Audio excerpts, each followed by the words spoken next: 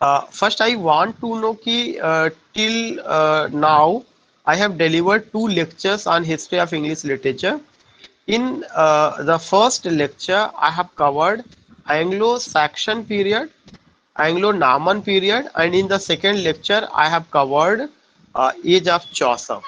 I just want to know what is the date of Anglo-Saxon period. What is the date of Anglo-Saxon period? जो Anglo Saxon period है उसका date क्या है? 1066 okay, you just told me कि Anglo Saxon जो period है उसका जो डेट है 450 से लेकर के 1066 है. I just want to know कि व्हाट हैपेंड इन 1066. 1066 में क्या हुआ था? What happened in 1060? Norman war हुआ था. You have to use the word कि 1066 में नॉर्मन वॉर हुआ है. नॉर्मन वॉर को और भी किसी नाम से जाना जाता है. Is it known with another name? Battle of Hastings. Battle of Hastings. It is also known as battle of Hastings. HASTINGS. It is also known as Battle of Hastings. Second point I want to know कि when you talk about Norman War, Battle of Hastings, Anglo-Saxon period, especially these two tribes, Anglo and Saxon, they belong to which? They belong to which country? जो Anglo section है वो कहाँ से belong करते थे? Sir German से. Germany. दे वर German. German में या जर्मनी में जो रीजन था वो सैक्सोनी के नाम पे था, तो वहां से वो बिलोंग करते थे. ठीक है, एंग्लो सैक्सन. जो आपके नॉर्मन है वो कहाँ से बिलोंग करते हैं? सैक्सन तो जर्मनी से बिलोंग करते हैं. जो नॉर्मन है वो कहाँ से बिलोंग करते हैं? Norman belongs to France. वो फ्रांस से होते हैं, वहां से. उसके बाद if anyone wants to know कि specially in Anglo Saxon period literature में क्या होता है, एंग्लो सैक्सन पीरियड में लिटरेचर में क्या होता है, लिटरेचर में, इंग्लिश लिटरेचर में क्या कंट्रीब्यूशन डू यू सी या do you find? Sir Beowulf. या you find what? You find कि Beowulf, BEOWULF, first English epic. Beowulf की आपका क्या है? फर्स्ट इंग्लिश एपिक है. बियोल्फ आपका फर्स्ट इंग्लिश एपिक है. इफ अगर बियोल्फ जो है पहला इंग्लिश एपिक है तो उसके बाद is it the example of which epic? Is it the example of primary epic और secondary epic? Primary epic. Is the example of primary epic. ठीक है. प्राइमरी एपिक का दूसरा क्या नाम है? प्राइमरी एपिक का दूसरा क्या नाम है? ट्रेडिशनल. प्राइमरी एपिक का दूसरा नाम है ट्रेडिशनल एपिक. Traditional epic. आप लोग बोर तो नहीं हो रहे हैं इस तरह के क्वेश्चन पूछने से? No sir. तो प्राइमरी एपिक का दूसरा नाम आपका क्या है? प्राइमरी एपिक का दूसरा नाम ट्रेडिशनल एपिक है. Second point I want to know, when you go with primary epic या when you talk about traditional epic, just I want to know second important point कि ये जो बियोल्फ था उसके राइटर कौन थे? Who was the writer of Beowulf? Sir unknown.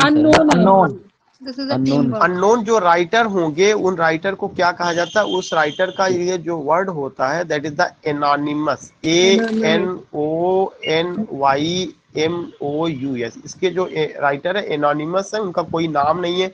You can just say कि गुमनाम है या जो भी चीजें है. उसके बाद मैंने आपको बताया था कि एपिक का जो दूसरा तरीका है वो कौन सा दूसरा तरीका एपिक का है? That is the literary epic. Literary epic को और किस नाम से जाना जाता है? लिटरेरी एपिक को secondary epic sir. Literary epic को दूसरा नाम और करके यू कैन से इसको कहा जाता है सेकेंडरी एपिक. Secondary epic. अगर ये सेकेंडरी एपिक या लिटरेरी एपिक है तो which was the first literary और secondary epic of the world? दुनिया का पहला सेकेंडरी या लिटरेरी एपिक कौन सा रहा है? Sir Virgil एनीड Virgil एनीड वर्जिल्स एनीड, AENEID, वर्जिल्स एनीड। वर्जिल्स का जो ये एनीड है, it was the first secondary or literary epic of the world. I just want to know Virgil's Aeneid was written in which language? किस लैंग्वेज में लिखा गया? Latin sir. Latin. Latin It language. was written in Latin. Latin. It was translated into English, from Latin into English by whom? Virgil का जो एनीड है Latin में लिखा गया, अर्ल ऑफ सरे। लेकिन इसको इंग्लिश में ट्रांसलेट इसको किसने किया था? Howard Henry Earl of Anne Surrey. Howard, Earl of Surrey. या Howard Henry Earl of Surrey ने, ठीक है, अर्ल ऑफ सरे ने। उन्होंने क्या 12 बुक्स पूरा ट्रांसलेट किया था या कुछ किताबें नहीं translate? Sir 2 book 2 and 4। Second and 2 और 4 Two books. 2 and 4 2 and 4. 2 and 4 उन्होंने ट्रांसलेट किया था। कब किया था?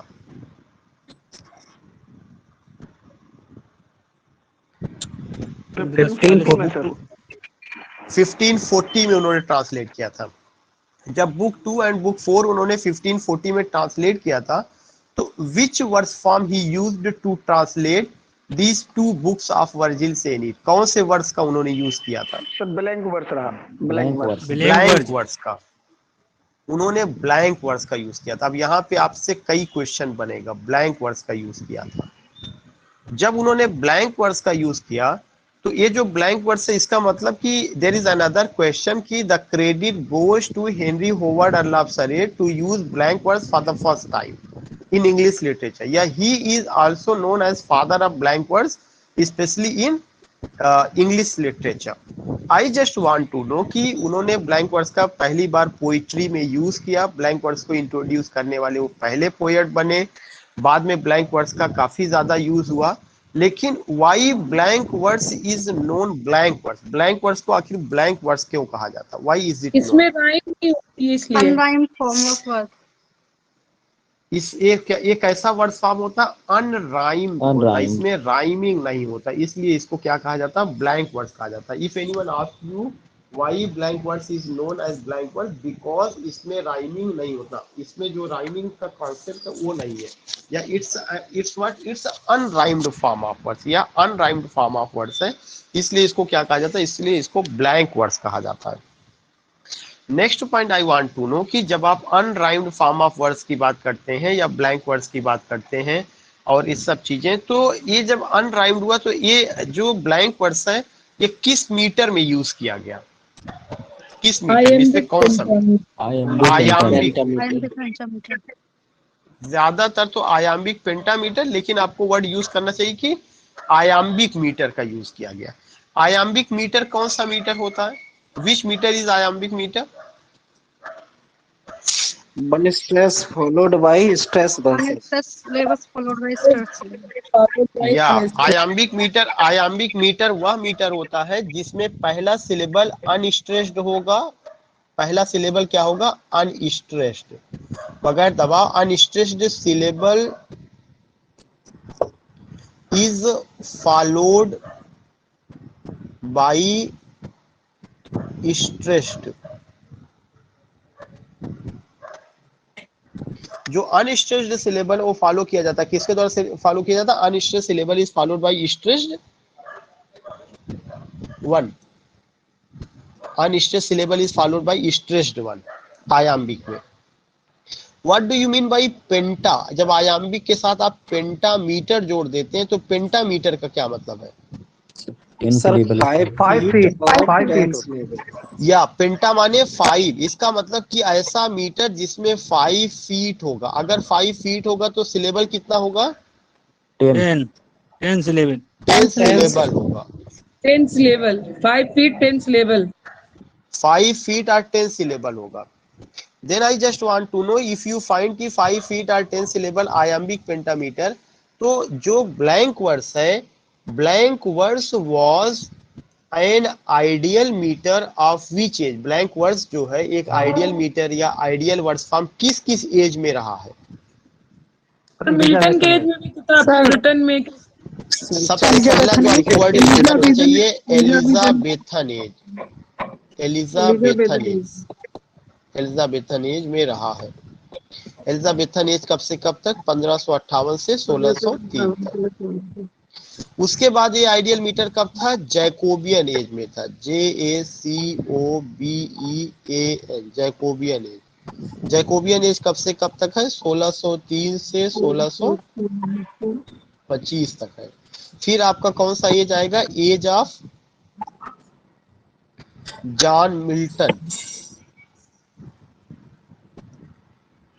एज ऑफ जॉन मिल्टन कब से कब तक? 1625 से 1660। उसके बाद जो है restoration age, Augustan age, age of sensibility में ये आइडियल मीटर नहीं था। फिर रोमांटिक एज में आइडियल मीटर बनता। फिर किस एज में आइडियल मीटर के रूप में यूज किया गया है? Romantic as. रोमांटिक एज कब से कब तक है? 1798 से लेकर के 1837 तक। फिर उसके बाद ये कब बनता है? विक्टोरियन एज में, VICTORIAN, विक्टोरियन एज में 1837 से लेकर 1901 तक। इन सब में यही चीजें जो है क्या रही है, आपका जो ब्लैंक वर्ड्स है वो आइडियल वर्ड्स फॉर्म है या इस तरह से।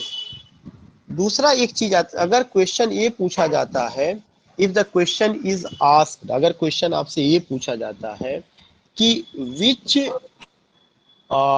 Words form was the popular words form of English literature, English literature का सबसे पॉपुलर वर्ड्स फॉर्म क्या है?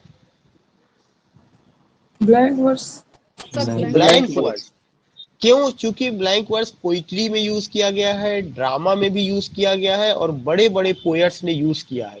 अब जब मैं आपसे पूछना चाहता हूँ, शेक्सपियर के जितने प्लेस हैं किस में लिखे गए हैं? Blank verse. ब्लैंक वर्ड्स में लिखे गए हैं। जो क्रिस्टोफर मार्लो जो यूनिवर्सिटी विट्स में आए थे, उनके प्लेस किस में लिखे गए हैं? ब्लैंक वर्ड्स में लिखे गए हैं। इंग्लिश का जो पहला ट्रेजेडी है, द फर्स्ट ट्रेजेडी जो इंग्लिश का है, गारबडक, गारबडक और forex and forex,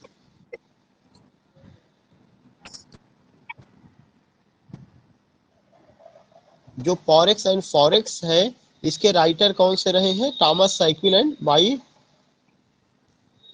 Thomas Sackville and Thomas Norton. Thomas Sackville, SACKVILL, Thomas Sackville and Thomas Norton. ये जो टॉमस सैकविल है, टॉमस नॉर्टन है, और जो इन्होंने गारबडक इंग्लिश का पहला ट्रेजेडी लिखा जिसका नाम फॉरेक्स एंड फॉरेक्स है, ये किसमें लिखा गया है? It is also used in blank words. Blank words. Paradise last, paradise regain किसमें लिखा गया है? ब्लैंक वर्ड्स में लिखा गया है। द प्रील्यूड जो वर्ड्सवर्थ का एपिक है, किसमें लिखा गया है? ब्लैंक वर्ड्स में लिखा गया है। जो विलियम वर्ड्सवर्थ का पोयम है, odd on the intimations of immortality, Tintern away, और जो भी पोयम्स लिखी गई वो सब किसमें? ब्लैंक वर्ड्स में है। इवन विक्टोरियन एज में जो बड़ी बड़ी पोयम्स है वो भी सब किसमें है? ब्लैंक वर्ड्स में है। तो मेरे ख्याल से आपको ये क्लियर हो गया कि ब्लैंक वर्ड्स क्या है, उसको किसने यूज किया है, कैसे पॉपुलर था, आयाम्बिक पेंटामीटर से क्या मतलब होता है, यहाँ तक आपने ये चीजें जान ली कि उसमें। तो अगर आप कोई एज कवर कर रहे हैं तो उस एज में ऐसा नहीं कि you are only going to get only that point, उससे रिलेटेड जितनी चीजें हैं वो सब आप डिस्कस कर रहे हैं। अभी हम लोग जो बात कर रहे थे वो एपिक को लेकर के बात कर रहे थे कि प्राइमरी एपिक होता है, उसको ट्रेडिशनल एपिक भी कहा जाता है। एक आपका लिटरेरी एपिक होता है, उसको सेकेंडरी एपिक कहा जाता है। तो मैं कुछ एग्जांपल्स आपसे जानना चाहता हूँ। Who has written, you already know कि पैराडाइज लास्ट, पैराडाइज रिगेन, ये दोनों जॉन मिल्टन का एपिक है, लिटरेरी एपिक का एग्जांपल है। टू कंपोज पैराडाइज लास्ट को लिखने के लिए जो है पैराडाइज लास्ट को लिखने के लिए जॉन मिल्टन ने किस एपिक को अपना रोल मॉडल माना या उसको फॉलो किया, उसको इमिटेट किया? Virgil's Aeneid, sir. वर्जिल सेनीड, ये क्वेश्चन कई बार पूछा जा चुका है। VIRGIL, वर्जिल्स एनीड, AENEID। जॉन मिल्टन ने वर्जिल के एनीड को फॉलो किया। वर्जिल के एनीड को फॉलो करने का क्या मतलब है? वर्जिल के एनीड जो है, वर्जिल का जो एनीड है, this was the first literary epic of the world. या वर्जिल ने ही लिटरेरी एपिक की नींव डाली और उसको 12 किताबों में डिवाइड किया। उसमें गॉड और या गॉडेस को इन्वोक करते हैं, ही रिकॉल्स गॉड। जैसे पैराडाइज लास्ट में जॉन मिल्टन गॉडेस म्यूज को इन्वोक करते हैं। मतलब ये परंपरा थी कि अगर आप कोई बड़ा काम करने जा रहे हैं, कुछ लिखने जा रहे हैं, तो देवी या उस समय की जो गॉडेस ऑफ पोइट्री थी, गॉडेस ऑफ नॉलेज थी, उनका they want to get the benediction. Benediction माने आशीर्वाद। तो उनका आशीर्वाद की प्राप्ति के लिए एक परंपरा थी कि उनको आह्वान किया जाता था। ऐसे ही जो है ये सारी चीजें की पैराडाइज लॉस्ट भी 12 किताबों में डिवाइड की गई, गॉडेस को इन्वोक किया गया, और जो प्रॉब्लम है वो ह्यूमन रेस से है, फॉलिंग ऑफ एडम और ईव का है, गॉड का जिक्र है, सेटन का जिक्र है, बिल्जबब का जिक्र है। और जो एक ऐसा चीज है जिसमें आप देखते हैं कि जो कैरेक्टर्स है वो क्वाजी डिवाइन फिगर है, और ऐसा नहीं कि वो प्रॉब्लम किसी एक पर्सन का है, बल्कि वो पूरी मानव जाति से संबंधित प्रॉब्लम को, कि human beings were living in heaven, उनको कैसे जो है they disobeyed God, God got angry and threw them from sky to earth, all these things you find. तो जो इस तरह का सब्जेक्ट मैटर होता था, ऐसी चीजों को लिया जाता था। I just want to know what is the basic difference between primary epic और ट्रेडिशनल एपिक, या एंड सेकेंडरी एपिक और लिटरेरी एपिक। प्राइमरी एपिक और जो सेकेंडरी एपिक होता है उनमें क्या डिफरेंस है, अगर एक लाइन में बात की जाए तो? Sir primary Transmitted orally. Primary oral होती है। ठीक है, आपने एक बात बताई है कि And जो secondary primary it is in written form. Primary epic जो होता है वो जो है क्या होता है, प्राइमरी एपिक ट्रांसमिटेड ओरली। तो क्या बाद में इसको जो है लिखा नहीं गया है? Yes, sir. सबसे पहला ऑलवेज ध्यान से आप देखिएगा, एक मेरी बात इसको सुन लीजिएगा। जो भी प्राइमरी एपिक होगा, जिसको ट्रेडिशनल एपिक कहा जाता है, उसके जो कैरेक्टर्स होते हैं, उसकी जो इवेंट्स होती हैं, उसका जो थीम होता है, वह लिखे जाने से पहले, उसको रिटन शेप दिए जाने से पहले वह किस फॉर्म में होता है? ओरल फॉर्म में होता है। और it was learned by heart and transmitted from generation to generation. मैं फिर से रिपीट कर दे रहा हूं आपकी ही लैंग्वेज में, कि जो प्राइमरी एपिक होता है, जिसको हम ट्रेडिशनल एपिक कहते हैं, लिखे जाने से पहले उसकी घटना, उसके पात्र, उसका जो समय जिसका जिक्र किया गया है, वो लोगों की जुबान पर ऑलरेडी ओरल फॉर्म में होता है। लोग उसके बारे में परिचित होते हैं। लेखक केवल उस घटना को आकर के एक रिटन शेप दे देता है। इसका मतलब यह हुआ कि जो लेखक लिखता है यह उसकी देन नहीं होती, वो लिखने का केवल काम करता है, लेकिन वो ऑलरेडी ओरल फॉर्म में पहले से मौजूद होती है। जो लिटरेरी एपिक होता है, उसकी घटना, उसके पात्र, उसका समय, उसका सब्जेक्ट मैटर, उसका सेटिंग, सब जो है राइटर के दिमाग की उपज होती है, वह पहले से ओरल फॉर्म में नहीं होता है। Literary epic is what? Literary epic is the invention of writers mind. जो लिटरेरी एपिक है, यह राइटर के दिमाग का आविष्कार है। वह कैरेक्टर का भी आविष्कार करता है, वह थीम का भी आविष्कार करता है, सब्जेक्ट मैटर का भी आविष्कार करता है, और इंडिविजुअल क्राफ्टमैनशिप उसमें होता है, उसमें उसका व्यक्तिगत टैलेंट नजर आता है। लेकिन जो ट्रेडिशनल एपिक होती है वह ओरल फॉर्म में होती है, और वह उसका जो है टैलेंट नहीं होता है, बल्कि वो क्या करता है, उसकी एक नकल करता है, उसको लिख देता है। मेरे ख्याल से ये चीजें आपको क्लियर हो गई है। Yes, sir.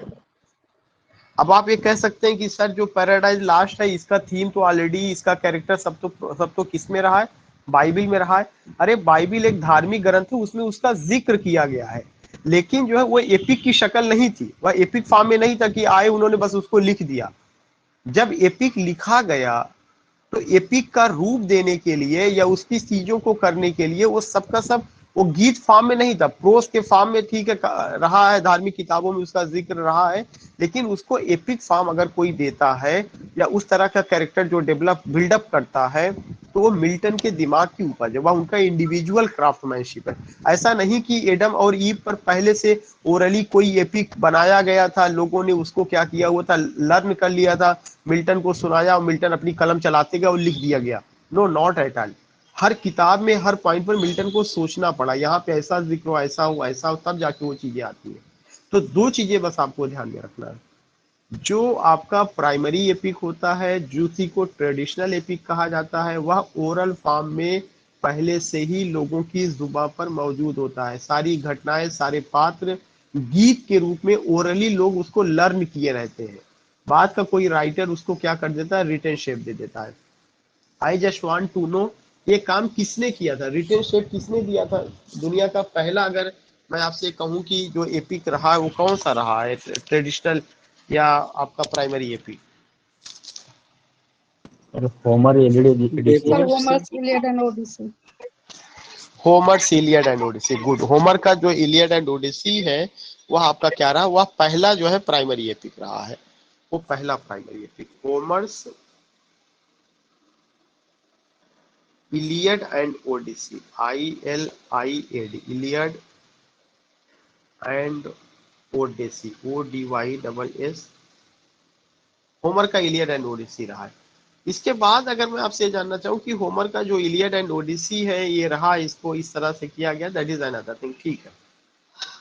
But I just want to know one more point, when you talk about specially epic के बाद अगर आप और एपिक की बात करेंगे, तो एक पैराडाइज लास्ट और पैराडाइज रिगेन्ड के अलावा, पैराडाइज लास्ट का जो थीम है to justify the ways of God to man है, और उसके अलावा एक और कॉन्सेप्ट आता है कि उसमें falling of Adam and ewe है, गॉडेस का इन्वोक किया गया है, 12 किताबों में है, 1667 में पब्लिश होती है। पहले शुरू में 10 किताबों में थी, जब मिल्टन पढ़ाया जाएगा तो बहुत डिटेल में बात होगी। जो पैराडाइज रिगेन्ड है ये जॉन मिल्टन का फेवरेट बुक था। Paradise last was not the favourite book of John Milton, paradise last was the favourite book of readers. John Milton के जो फॉलोअर्स थे, रीडर्स थे, या उनका फेवरेट रहा है। If the question comes which epic was the favorite book of John Milton, you have to say Paradise Regained। और जो पैराडाइज लॉस्ट है कि स्वर्ग कैसे खोया गया, तो पैराडाइज रिगेन्ड आदमी ने दोबारा स्वर्ग की प्राप्ति कैसे की, ये भी एक कॉन्सेप्ट बनता है। पैराडाइज जो रिगेन्ड है उसमें जॉन मिल्टन ने किसके बारे में बात किया है? पैराडाइज रिगेन्ड में जॉन मिल्टन किसके बारे में बात करते हैं? सर माइकल का जो है, मतलब उसको जो मनुष्य के जो दुखों को दूर करने के लिए सर उसका जो रिगेन्ड है। पैराडाइज रिगेन्ड में सबसे ज्यादा जो बात की गई है जीसस क्रिस्ट को लेकर के बात की गई है। Jesus Christ is the hero of Paradise Regained. Paradise Regained का थीम ही यही है, टेम्पटेशन, TEMPTATION, ये नोट कर लीजिएगा, temptation of Jesus Christ by Satan. Satan ने कैसे जीसस क्रिस्ट को लालच दिया या उनको टेम्प्ट किया, लेकिन फिर भी उनको सन ऑफ गॉड के रूप में देखा जाता है और वो उसके लालच में नहीं आते हैं, तमाम चीजें। और उसी पोयम में एडम और ईव के दो बेटों का भी जिक्र किया गया है। एडम और ईव के कैसे एक बेटा दूसरे बेटे का कत्ल, एक भाई दूसरे भाई का कत्ल करता, इस तरह की चीजों का जिक्र किया गया। That is another thing. लेकिन अगर कभी भी क्वेश्चन आता है कि जॉन मिल्टन का सबसे फेवरेट एपिक कौन सा था, पैराडाइज रिगेन्ड। पैराडाइज रिगेन्ड के हीरो कौन है? Jesus Christ. पैराडाइज रिगेन्ड का थीम क्या है? Temptation of Jesus Christ by Satan. जैसे पैराडाइज लास्ट का थीम क्या है? To justify the ways of God to man. Paradise Lost का ये पॉइंट क्लियर हो रहा है? क्योंकि मैं ऑलरेडी बहुत स्लो चल रहा हूँ। Yes, sir. You can okay sir, respond. ठीक है। ठीक है, ओके ओके। नाउ अब हम अगर एपिक की और लेकर के बात करते हैं कि एपिक का और जनरल क्वेश्चन कहाँ से उठता है, सीधे अगर अब उठेगा तो किससे उठेगा? द प्रील्यूड से उठेगा।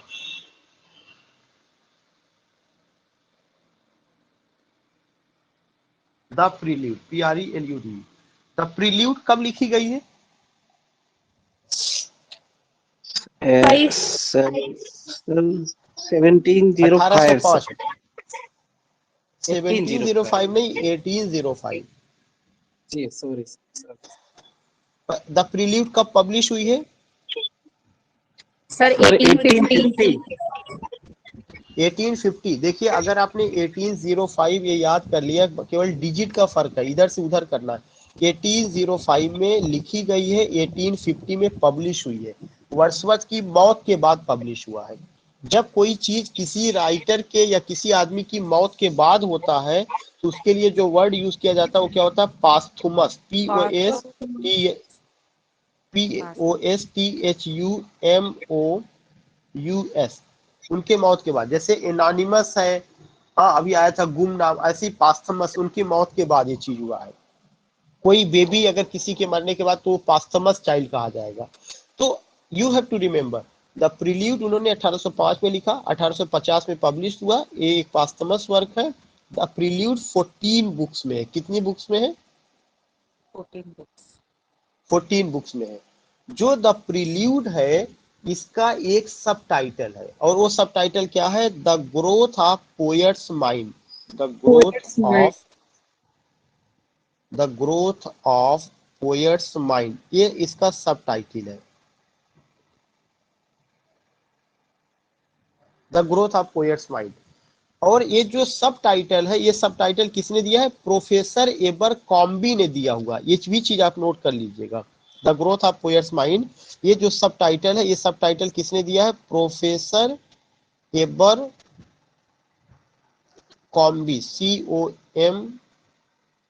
COMBIE। प्रोफेसर एबरकॉम्बी ने सब टाइटल दिया है। I just want to tell you कि अगर ये सब टाइटल प्रोफेसर एबरकॉम्बी ने दिया, the growth of poet's mind, तो who was the poet? Wordsworth. Wordsworth का जो उनका स्कूल डेज है, जो उनका चाइल्डहुड डेज है, वहां से लेकर एज ऑफ मेच्योरिटी तक उनकी लाइफ में जो भी चीजें हुई, उनकी पूरी लाइफ का जो जर्नी है, relationship between man and nature, what does he think about nature, उनका जो फिलोसफिकल थॉट है, जो उनका कॉन्सेप्ट ऑफ पैंथिज्म है, जो कॉन्सेप्ट ऑफ मिस्टिसिज्म है, इन सब का जिक्र किया गया है। उसके अलावा ये और एक चीज कहा जाता है कि ये वर्ड्सवर्थ का स्पिरिचुअल ऑटोबायोग्राफी थी। स्पिरिचुअल ऑटोबायोग्राफी, ये क्या था? वर्ड्सवर्थ का स्पिरिचुअल ऑटोबायोग्राफी था। Tell me one point, if you see कि it was the spiritual autobiography of Wordsworth, या all these things you see, तो अब इसके बाद do you find any other points? most probably you have covered जितना भी यहाँ तक का चीजें थी वो कवर हो गया। और हमारे पास 25 पेजेस का था जो ये मैंने आपसे शेयर किया हुआ है। इसको मुझे सेव करके फिर से शेयर करना पड़ेगा। मैं फिर से क्वेश्चंस आपसे वो चीजें पूछूंगा।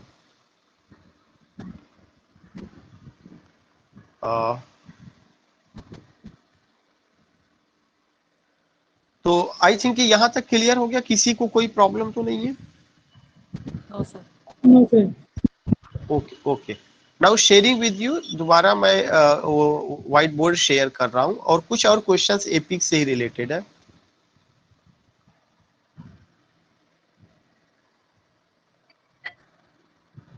या जस्ट टेल मी। अब इसके बाद एक और चीज आता है। जॉन कीट्स का एक पोयम है, और उस पोयम का नाम है that was the Hyperion. Hyperion, ये जो हाइपीरियन है ये किसका एग्जाम्पल है? हाइपीरियन ये जॉन कीट्स का। Hyperion is the poem of John Keats. ये किसका एग्जाम्पल है? फ्रैगमेंट्री एपिक का। FRAGMEME, ये नोट कर लीजिएगा। Fragmentary, MENTARY, it's an example of fragmentary epic. What is fragmentary epic? Fragmentary epic वो होता है जो एपिक जैसा तो है लेकिन वो एपिक जैसा ऑर्गेनाइज्ड नहीं है, बल्कि फ्रैगमेंट है, टुकड़ों में बटा हुआ है। इसका पूरा स्टाइल जो है एपिकल है, पूरा स्टाइल एपिकल है, पूरा एपिक फॉर्म में है, लेकिन वो जो है एपिक जैसा नहीं है, बल्कि उसका जो पूरा कॉन्सेप्ट है या जो चीजें हैं वो फ्रैगमेंटेड है। This is why it is known as fragmentary epic.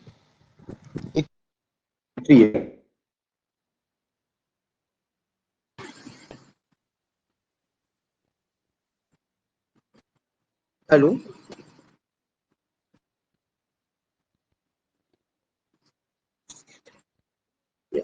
या give me 1 minute, 1 minute।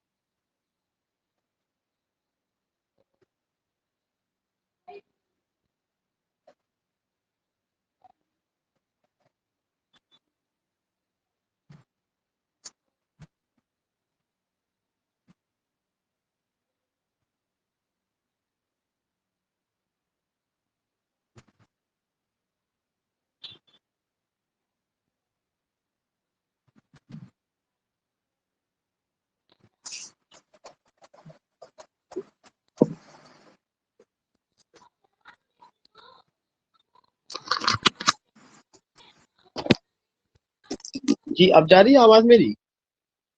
Yes. Hello, Yes, sir. Yeah Yes, sir. Actually वो ईयरफोन डिस्चार्ज हो गया था, तो दूसरा यूज करना पड़ा इस वजह से। तो आई वाज जस्ट आस्किंग कि हाइपीरियन है, जॉन कीट्स का वर्क है, and it is known as fragmentary epic. ये जो फ्रैगमेंट्री एपिक है, इसको क्यों कहा गया, मैंने आपको बताया कि ये पूरा एपिक जैसा तो है, एपिक जैसा उसकी खासियत भी है, बट यू फाइंड दैट कि वो एपिक जैसा ऑर्गेनाइज नहीं है कि 12 किताबों में हो, गॉडेस को इन्वोक किया गया हो, या जितना भी कैरेक्टरिस्टिक्स एपिक का होता वैसा नहीं है। फिर उसके बाद आता है एक और वर्क आता है, that is the work of Sohrab and Rustam. ये आपको बताना पड़ेगा ये किसका वर्क है। So Matthew Arnold. Arnold. ये वर्क है Matthew Arnold.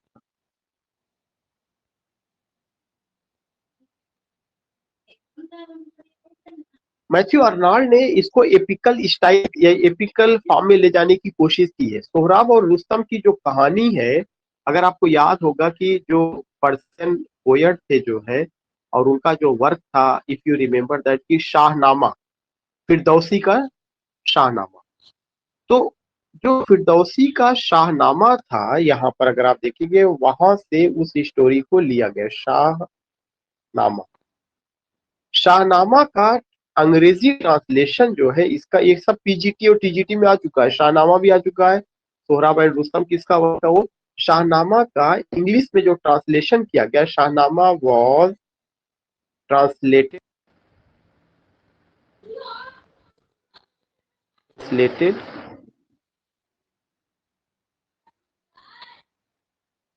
To English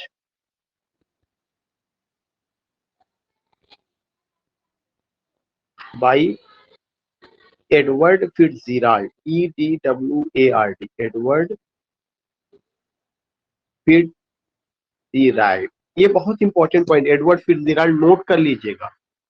Edward फिट्जजेराल्ड की शाहनामा, फिरदौसी का जो शाहनामा है, इसका ट्रांसलेशन जो है एडवर्ड फिट्जजेराल्ड ने इंग्लिश में किया था, और उसको स्टडी किसने किया था? आप कई लोगों ने किया, जिसमें से एक मैथ्यू आर्नोल्ड थे, और उन्होंने सोहराब एंड रुस्तम नाम की कहानी लिखी। आपको पता है कैसे बाप बेटे के बीच में युद्ध होता है, अब बाप बेटे एक दूसरे का कत्ल कर देते हैं, all these things you find. तो I just want to tell you second important point, ये भी एपिक जैसा है। एपिक के लेकर के जब आप और बात करते हैं, तो एक और नाम आता है the Faerie Queene, Spencer. Herbert the Faerie Queene by by Spenser. Edmund Spenser, EDMUND, Edmund Spenser. Edmund Spenser किस एज के थे? Edmund Spenser Elizabethan Elizabethan Elizabethan. Edmund Spenser को क्या कहा जाता है, क्या टाइटल दिया गया था? Poet poet sir. पोएट। जो इनका ये है आपका क्या नाम है, जो इनका ये वर्क है द फेरी क्वीन। ये फेरी क्वीन जो है अगर आप देखेंगे तो किसमें है, ब्लैंक वर्ड्स में लिखी गई है, और ये टोटल 6 किताबों में, कितने किताबों में, 6 बुक्स में है। इन्होंने और लिखने का प्लान बनाया था लेकिन 7वीं किताब इनकी जल गई। किलकॉर्मन नाम की जगह थी जहाँ पे 7वीं किताब जल गई, 6 ही पाया गया। I just want to tell you, ये जितना भी मैंने आपको बताया ये सब क्या कहा जाता है, ये सब का सब जो है एपिक की कैटेगरी में आता है या एपिक जैसा लिखा गया है। मॉडर्न एज में एक बड़ा इंपॉर्टेंट वर्क है जिसका नाम है द वेस्ट लैंड। अभी इसको मैंने एक दूसरी क्लास में डिस्कस किया था। The Waste Land T S. Eliot का वर्क है, 1922 में आई हुई है। 433 लाइन है इसमें, 5 सेक्शंस है, और इसको भी मॉडर्न एपिक कहा जाता है। क्या कहा जाता है? Modern epic. तो ये चीजें मॉडर्न एपिक का कॉन्सेप्ट है, इसमें दिया गया है। दूसरा चीज जो है एक और है कॉन्सेप्ट जिसका नाम है बूर्जुआ एपिक, BOURGEOISE, बूर्जुआ एपिक। इसके जो वो है प्रोफाउंडर है, उनका नाम बड़ा इम्पोर्टेंट है, मैं भूल रहा हूँ। सर स्पेलिंग फिर से बता दीजिए। BOURGEOISE, bourgeois epic, sorry, BOURGEOISE, bourgeois epic, EPIC। इसके जो प्रोफाउंडर है उनका मेरे दिमाग से निकल गया, जस्ट मिस कर रहा है, अभी याद नहीं आ रहा मुझे। तो अगर वो आएगा तो एक कॉन्सेप्ट ये भी है, बुर्जुआ एपिक क्या होता है, ये नॉवेल के लिए यूज किया गया था। ऐसा नॉवेल जिसमें जो है क्या किया गया है कि जो वेजर्स हैं, जो मिडिल क्लास का आदमी है, जो वर्कर्स हैं, उनकी लाइफ को लेकर के जो है जो बात की गई है उस पार्टिकुलर चीज को क्या कहा गया, उसका कॉन्सेप्ट जो है बुर्जुआ एपिक का है। तो बुर्जुआ शब्द से ही ये बुर्जुआ एपिक का मतलब कि ऐसा एपिक जिसमें वर्कर्स, डेली वेजर्स को लेकर के बात की गई। एक और कॉन्सेप्ट दिया गया है एपिक थिएटर। एपिक थिएटर जो है ये कॉन्सेप्ट बर्टोल्ट ब्रेच का, ये कई बार पूछा जा चुका है। बर्टोल्ट ब्रेच, ये लिटरेरी टर्म का हिस्सा, BRECHT, ये बर्टोल्ट ब्रेच। एपिक थिएटर किसका कॉन्सेप्ट है? बर्टोल्ट ब्रेच का। तो अगर आप देखिएगा, आपने उठाया था कहां से, एंग्लो सैक्सन पीरियड, कहां से बात शुरू हुई, बियोल्फ से बात शुरू हुई, लेकिन आप Bertolt breach post modern age तक का पूरा एपिक में क्या क्या हुआ है मोस्ट प्रोबेबली आपने कवर कर दिया कि ये चीजें होती। नाउ अब इसके बाद अगर आप देखेंगे, मैंने आपसे बताया था कि एंग्लो सैक्सन के बाद एक एज आता है जिसको हम एंग्लो नॉर्मन कहते हैं। एंग्लो नॉर्मन में लिटरेचर में ये जो टेस्ट मैं कल कराने वाला था वो समझिए आज ही मैं आपका करा दे रहा हूँ, रिवीजन भी करा दे रहा हूँ, वो मैं टेस्ट का काम आज ही करा दे रहा हूँ। तो एंग्लो नॉर्मन में जो हुआ था उसमें मैंने कहा लिटरेचर में 4 चीजें पूछी जाती है। एक चीज है मिरेकल प्ले। मिरेकल प्ले किसकी लाइफ पर आधारित है? सेंट्स मिरेकल प्ले सेड्स की लाइफ पर। गुड। दूसरा मैंने आपको बताया था mystery play. Jesus Christ. Mystery play किसकी लाइफ पर आधारित है? जीसस क्राइस्ट की की लाइफ पर आधारित है। फिर मैंने आपको बताया था morality play, MORALITY, morality play. Sir किसकी लाइफ पर आधारित है? Common righteous man. Sir common common righteous righteous, या कॉमन राइचियस मैन, RIGHTEOUS, जो बहुत ज्यादा धर्म में जिनका बहुत विश्वास था, कॉमन राइचियस मैन। फिर मैंने आपको एक कॉन्सेप्ट दिया था इंटर ल्यूड, किस पर है या क्या मतलब है? Comic relief sir, comic relief. Comic relief, comic relief sir. Interlude Latin word है कि Greek word? Sir Latin. Latin Latin word. इसका मतलब क्या होता है? बिटवीन द प्ले, क्या होता है? Play. अब अगर मैं आपसे पूछूं कि बिटवीन द प्ले से आपसे क्या मतलब है, how would you like to explain between the play? Sir play comic relief sir, comic relief, या कॉमिक रिलीफ ट्रेजिडी जो होती थी, उस ट्रेजिडी में कुछ कॉमिक सीन डाल दिया जाता था, उसकी वजह से उसको क्या कहा जाता था? उसकी वजह से उसको इंटरल्यूड। तो इंटरल्यूड का मतलब कॉमिक रिलीफ या between the play. Between the play means कि इन ट्रेजिडी और in tragic play some comic scenes were put to divert the mind of the audience from the main action of the play. वो उतना scene क्या कही जाती थी? वो उतना scene comic scene, comic relief या वो कहा जाता था। I just want to know कि जो एक कॉमिक सीन है, अगर मैं मैकबेथ का आपसे पूछूं कि मैकबेथ में कौन सा वो है जो कॉमिक सीन का एग्जांपल है? Water scene. फोटो से या मैकबेथ में पोर्टर सीन, हैमलेट में grave digger scene sir, grave digger scene, Hamlet में।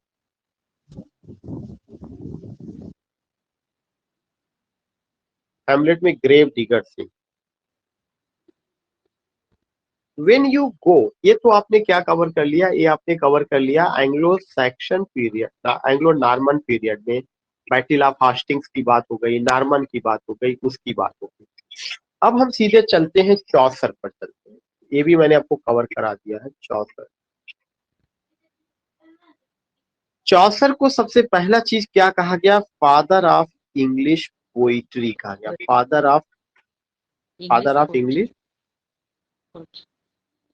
पोइट्री कहा गया। ये बात किसने कही? Father of English poetry Matthew Arnold. Matthew Arnold ने कही। मैथ्यू अर्नोल्ड किस एज के हैं? Victorian age. Victorian age sir, Victorian age के हैं। मैथ्यू अर्नोल्ड कैसे पोएट थे? ऑप्टिमिस्टिक थे या पिसिमिस्टिक थे? पेसिमिस्टिक। पिसिमिस्टिक, या पिसिमिस्टिक पोएट थे। विक्टोरियन एज का ऑप्टिमिस्टिक पोएट कौन था? सर वो Thomas Hardy. Arnold, Matthew Arnold, Robert browning. Robert browning. ये चीज यहाँ आप नोट कर लीजिए, आप लोग काफी कंफ्यूज हो रहे हैं, बहुत जनरल सा क्वेश्चन है। जब आप मैथ्यू अर्नोल्ड की बात या उसकी बात हो रही है, तो मैं यहाँ पे आपको बता दूं कि विक्टोरियन एज में जो रॉबर्ट ब्राउनिंग है, Robert Browning was an optimistic poet. Robert browning कैसे पोएट थे? Optimistic poet. या सर, या वो father of English poetry John Dryden नहीं होगा क्या? फादर ऑफ इंग्लिश पोइट्री का जो कॉन्सेप्ट है, ड्राइडन ने उनके बारे में कहा है, लेकिन ये जो टाइटल है ये अर्नोल्ड की देन है, मैथ्यू अर्नोल्ड की देन। Okay sir. Robert Browning was an optimistic poet. Matthew Arnold was a pessimistic poet. Poet, pessimistic निराशावादी, और जो ऑप्टिमिस्टिक आशावादी। Then you find Thomas Hardy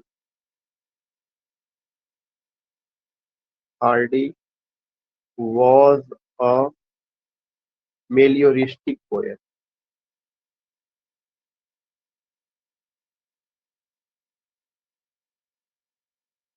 मेलियोरिस्टिक poet.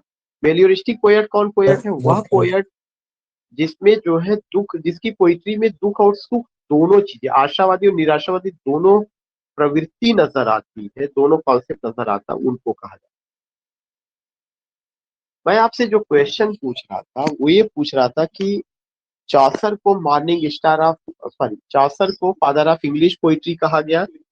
चौसर ने इसके अलावा जो है कौन सा कॉन्सेप्ट दिया था? नैरेटोलॉजी का। चौसर का एक कॉन्सेप्ट है नैरेटोलॉजी। नैरेटोलॉजी क्या होता है? Story telling method. Story telling method, ये नोट कर लीजिएगा।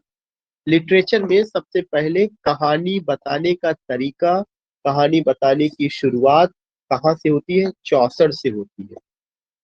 अभी एक आप बात बता रहे थे, चौसर को मॉर्निंग स्टार ऑफ रिनेशा कहा गया। मॉर्निंग स्टार ऑफ रिनेशा कहा गया। RENAISSALC। ये मुझे बताइए कि हीरोइक कपलेट का सबसे पहले यूज किसने इंग्लिश लिटरेचर में किया होगा? हीरोइक कपलेट सर चौसर ने। चौसर ने अपनी किस किताब में सबसे पहले यूज किया है? हीरोइक कपलेट का यूज चौसर ने किया किस किताब में? The legend of good woman. Women में। Legend of good women. G से गुड, W से women. Legend of good women नाम की किताब में उन्होंने यूज किया हुआ LEGEND, legend of good women. और उसके अलावा लीजेंड ऑफ गुड वुमेन के अलावा उन्होंने इसका यूज किसमें किया हुआ है? प्रोलॉग टू कैंटरबरी टेल्स में। प्रोलॉग टू कैंटरबरी टेल्स में। प्रोलॉग टू कैंटरबरी टेल्स में। और क्या चीजें? या Sir, what word you used for storytelling? नैरेटोलॉजी। Okay. नैरेटोलॉजी, NARRATOLOGY। अगर ये कभी पूछा जाता है कि नैरेटोलॉजी क्या है? Narratology is a science storytelling. How the story is told. एक साइंस है, एक विधा, जैसे बायोलॉजी, सीमियोलॉजी, और आप कह सकते हैं psychology. All this thing in the same way you find narratology. Narratology is an art, story telling method. कहानी कैसे सुनाई जाए, बताई जाए, ये चीजें नैरेटोलॉजी। तो चौसर को मॉर्निंग स्टार ऑफ रिनेशा। चौसर ने हीरोइक कपलेट का यूज किया लीजेंड ऑफ गुड वुमेन में, और इसके साथ साथ उन्होंने प्रोलॉग टू कैंटरबरी टेल्स में यूज किया। इसके अलावा चौसर ने एक स्टैंजा दिया था जिसका नाम है चौसरियन स्टैंजा। चौसरियन स्टैंजा। चौसरियन स्टैंजा में कितनी लाइन होती थी? 7 लाइन्स। 7। चौसरियन स्टैंजा में 7 लाइन्स होता था। 7 लाइन्स। इसको जो है राइम रॉयल भी कहा जाता है। RHYME। इसको राइम रॉयल भी कहा जाता है। क्यों कहा जाता है rhyme royal? It is also known as rhyme royal. And because Sir King James used first James the first, name King Square, King Square. the first of Scotland. या king James of, James JAMES, king James of Scotland used it in King's Square।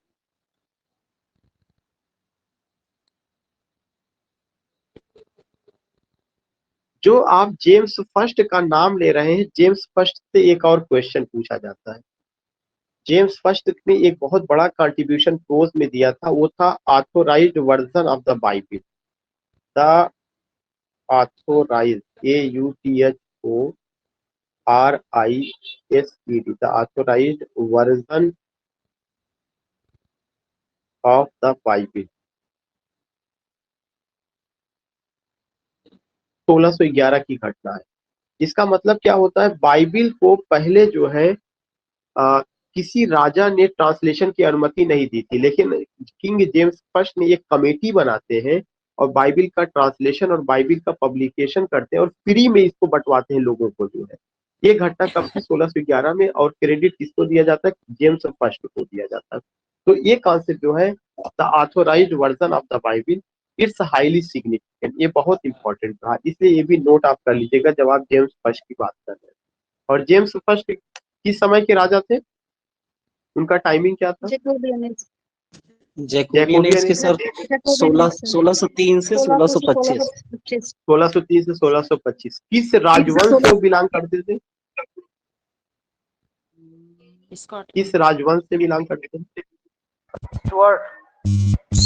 Stuart dynasty. Stuart dynasty, वो जिस राजवंश से belong करते हैं उसका क्या नाम है? Stuart dynasty. So you find कि king James first was the king, और वो जिस राजवंश से बिलोंग करते थे स्टुअर्ट डायनेस्टी। थोड़ा सा मैं आपका समय और दूंगा, मुझे एक बार और शेयर करने दीजिए ताकि मैं कंप्लीट करा सकूं आपका चासर को। तो किंग जेम्स फर्स्ट जो थे, जिस राजवंश से वो बिलोंग करते हैं उसका नाम है स्टुअर्ट डायनेस्टी, DYNASTY। इसके बाद का एक और कॉन्सेप्ट आता है कि जब आप चासर की बात करते हैं तो चासर ने कैरेक्टर का भी कॉन्सेप्ट दिया, और वो कैरेक्टर का कॉन्सेप्ट था इंडिविजुअल एंड टाइप कैरेक्टर। ये जो इंडिविजुअल और टाइप कैरेक्टर है, इसका क्या मतलब, what do you mean by individual and type character? Non priest. या what do you mean by individual and type character? Sir, one who is different in many characters, many persons. Okay, Shivani, I got it. Individual character is a character who has distinct attribute, जिसके अंदर जो है एक अलग quality हो जो उसको भीड़ से अलग करती हो। जैसे मैं कहता हूँ कि आई बिलीव इन इंडिविजुअलिटी, लोग ऐसे वर्ड नहीं यूज करते, अपने आप को बहुत अलग मत दिखाइए या आप अलग नहीं है, इस तरह का वर्ड। इसका मतलब है कि उसमें कुछ ना कुछ ऐसी चीजें हैं, चाहे मैं नहीं कहता, एक जनरल भाषा में मैं आपको समझा रहा हूँ। जैसे आजकल के अगर आप दौर में देखेंगे तो ऐसे ऐसे even you can just say in any college के आजकल एडमिशन चल रहा है, तो ऐसे ऐसे बच्चे आते हैं जिनका हेयर स्टाइल ऐसा लगता है कि वो सब के सब जैसे फिल्म इंडस्ट्री से काम करके आए हुए हैं, और आए हैं बीए में एडमिशन लेने के लिए, लेकिन लगता है जैसे वो फिल्म इंडस्ट्री के हिस्सा है। कोई ऐसा लगता है बाल कैसे कैसे हेयर स्टाइल का है, किसी ने अपने बाल को 4 6 10 बाल आगे जो है रेड कलर में करा लिया है, बड़े बड़े बाल, मतलब ऐसा लगता है कि वो they are not the student, the traditional students which we found in UP specially. आज के 5 साल 6 साल 10 साल पहले जो स्टूडेंट होते थे, जो उनका जेस्चर पोस्चर ड्रेस यूनिफॉर्म होता था, वी डोंट सी कि बिल्कुल ऐसा लगता है बस ऐसे ही चले आ रहे हैं, तो वो बिल्कुल अलग नजर आ रहे हैं। तो इंडिविजुअल कैरेक्टर वह कैरेक्टर होता है, individual INDIVIDUAL, individual character. Individual character, a character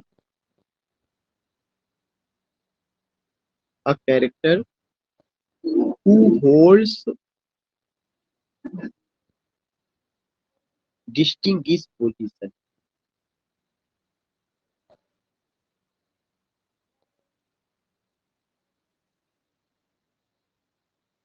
prologue to Canterbury tales में जो नाइट है, नाइट वो आपका इंडिविजुअल कैरेक्टर, इंडिविजुअल और रिप्रेजेंटेटिव दोनों।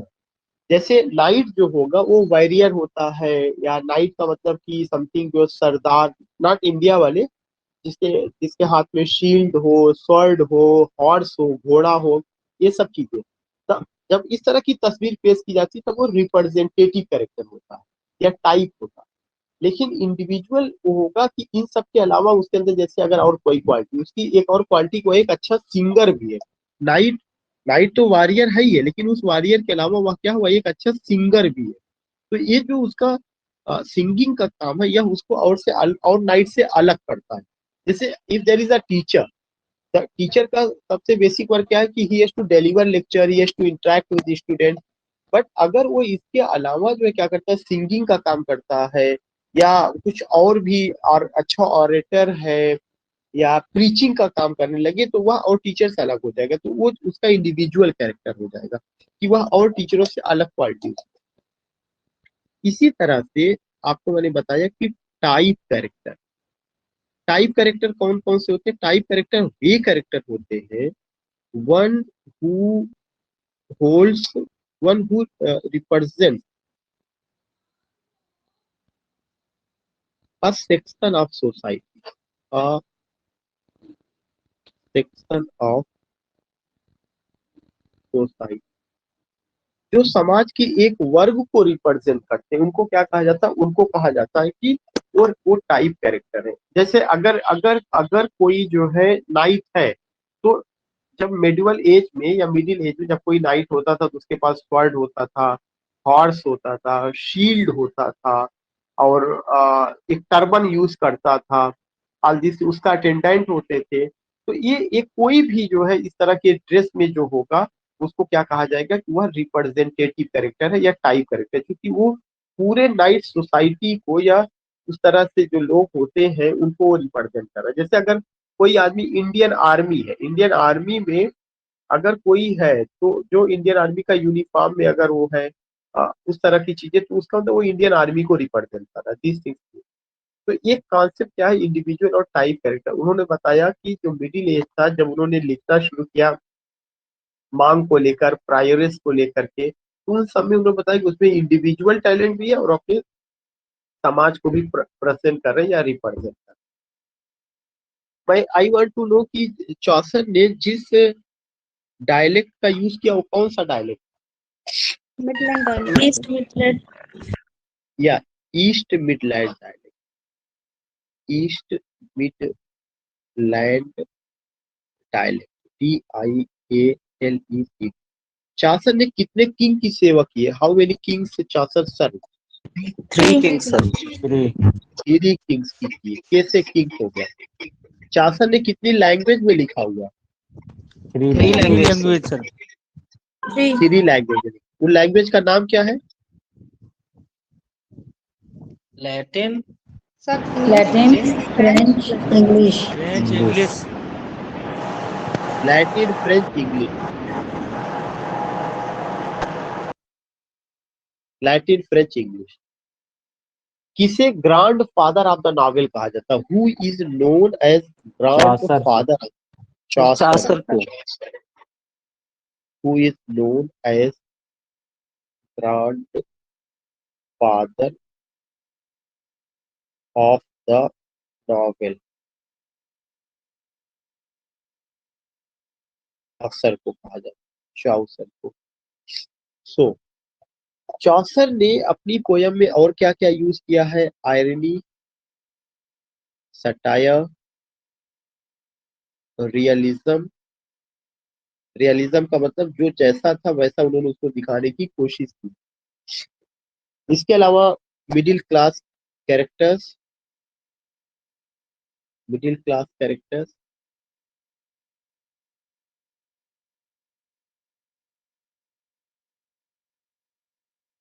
चौसर ने का जो मास्टरपीस है कौन सा है?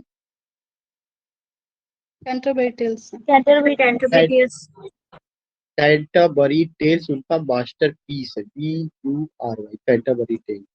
ये जो कैंटरबरी टेल्स है इसमें कितने कैरेक्टर्स हैं? 30, sir. 30 कैरेक्टर। सबसे पहला कैरेक्टर कौन सा है? Night. नाइट। वही सबसे आइडियल है, वही सबसे पहला कैरेक्टर है। बाकी और उसकी भी है कि जो 30 कैरेक्टर्स हैं वे कहाँ पे जाते हैं? वे एक श्राइन में, थॉमस बेकेट के श्राइन में जाते हैं उनका दर्शन करने के लिए जो है। और उनका हेरी बेली उनका होस्ट है, वो सब मैंने बताया, लेकिन वो TGT PGT में नहीं पूछा जाने वाला है। बट आपको एक नजर में उसको आपको पता होना चाहिए। दूसरा चीज की अगर आपको याद होगा कि चौसर के समय में जो सबसे इम्पोर्टेंट चीज था कि रिलीजियस जो सिचुएशन थी उसको उन्होंने प्रेजेंट किया। इसके अलावा एक रिवोल्ट हुआ था, वो था पीजेंट रिवोल्ट। ये कब हुआ था? सर 1348। 1348। ब्लैक डेथ कब हुआ था? सर 1381। 1381. Black death 1381। जो ब्लैक डेथ है, हाँ सर ये डेट सही है? सर हमको लगा उल्टा उल्टा हो गया है क्या? Peasant revolt 1381। क्या मुझे लगता है कि डेट मुझे भी थोड़ा सा पता नहीं क्यों ऐसा लग रहा है, मैं भी थोड़ा सा वो नहीं assume नहीं कर पा रहा। 1381 है sir, peasant sir 1381। Peasant revolt 1381 है, ब्लैक डेट 1348 है। 1381। यस सर, यस क्योंकि हाँ ब्लैक डेथ पहले आया हुआ था। ब्लैक डेथ जो है आपका 1348, पीसेंट रिवोल्ट 1381। ये चीजें, दो चीजें ध्यान में रखना है। जो ब्लैक डेथ था, ये ब्लैक डेथ एक डिजीज आई थी, प्लेग नाम की बीमारी। वो कौन सी थी? प्लेग थी, उसकी वजह से उसको कहा गया। इसमें बहुत सारे लोग मारे गए, राजा का भी रोल बहुत अच्छा नहीं था। जो पीसेंट रिवोल्ट था उसके लीडर का नाम था वाइट टाइलर। उसका जिक्र भी डायरेक्टली इनडायरेक्टली आपको मिलता है विलियम लैंगलैंड का प्लफमैन, और खुद जो है इनका था चौसर का, उन्होंने एक पीसेंट रिवोल्ट का, हाँ उसमें भी उन्होंने उसका जिक्र किया है। तो एक जनरल चीज है, मैं ये नहीं कहता कि मैं पूरा चौसर आपको डिटेल में पढ़ा रहा हूँ, but I just want to tell you कि उनके एज में क्या हुआ था, what type of questions are going to be asked and how you can enrich yourself. तो ये पॉइंट्स कुछ थे जो मैंने आपके साथ शेयर किया। आई होप कि आज जो हम लोगों ने किया डिस्कस, इससे आपको पूरा का पूरा एक रिवीजन करने का मौका मिल गया and you have revised all the points. अगर ऐसा कुछ है तो एक बार आपको जो मटेरियल शेयर किया गया है वो ये जब चौसर आप दोबारा पढ़ लेंगे तो कुछ और भी पॉइंट्स आपके चौसर के आपको मिल जाएंगे उससे। तो नाउ कंक्लूडिंग, या सर मुझे एक चीज बता दीजिए सर, जो आपने लिटरेरी टर्म्स पढ़ाया है, तो सर आपने जितने 33 लेक्चर्स आपने पढ़ाए तो सर उतने ही लिटरेरी टर्म्स के लेक्चर्स हैं ना? नहीं उतने नहीं है, मैंने वो बीच में रोका था क्योंकि लिटरेरी टर्म से डिफिकल्ट है, पढ़ाते पढ़ाते लोग उसको थोड़ा सा उनका माइंड चेंज करने के लिए मैंने टेस्ट सीरीज शुरू कर दिया था, और अभी कम से कम 35 लेक्चर्स और होंगे उसके literary term. Okay sir, thank you. वो पूरा नहीं हुआ था, वो पूरा नहीं है, वो मुझे याद है जहां तक हुआ, उसके आगे मैं कैरी ऑन करूंगा। लेकिन अभी सबसे पहला मेरा टारगेट क्या है कि हिस्ट्री ऑफ इंग्लिश लिटरेचर। अब मैं बीच में इसमें कोई और चीज नहीं लाऊंगा। जैसे अभी तक मैंने टेस्ट सीरीज आपके सामने लेकर के आए थे, कई टेस्ट सीरीज लेके आए, अब मैं सीधे सीधे लेक्चर वाइज चल रहा हूँ कि ये एज है, इसमें ये चीजें हैं, आपका ओरल टेस्ट, आपसे इंटरेक्शन चल रहा है, इस तरह की चीजें। तो मैं सबसे पहले क्या करूंगा, अब जब मैं history of English literature complete करा लूंगा और जो राइटर जिस एज में आए हुए उनको कंप्लीट करा लूंगा, तो मैं लास्ट में फिर लिटरेरी टर्म पर बात करूंगा। ठीक है, किसी को और कोई